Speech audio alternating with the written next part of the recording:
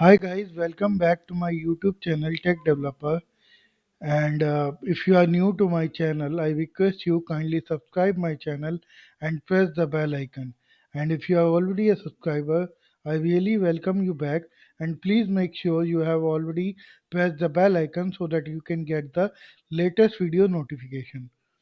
So, in our last video, we have covered the API method for getting the poetry for that particular poetry ID.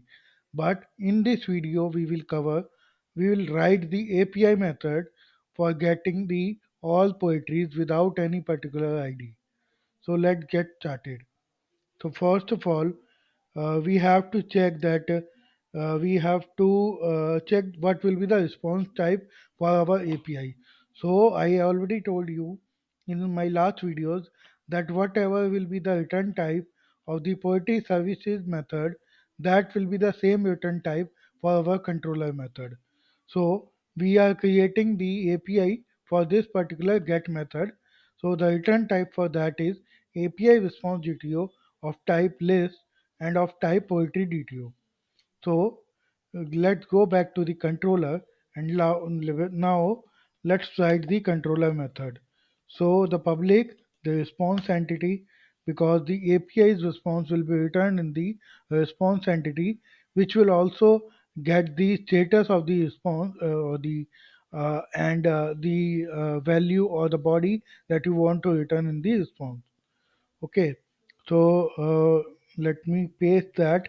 That is the type of a response body that we are going to return, and the get method, and that will the mapping will be simply the get mapping without any particular ID, and we will simply return the new response entity object in which we have two arguments. One is the body argument, one is status argument.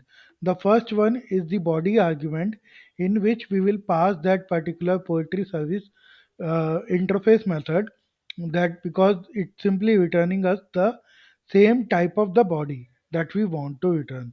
And second part will be the status, HTTP status, when the API is successful. So we are calling the get method. So poetry services dot get method will be comes in the argument of the body part, and HTTP status dot OK will comes in the second argument of the response entity constructor.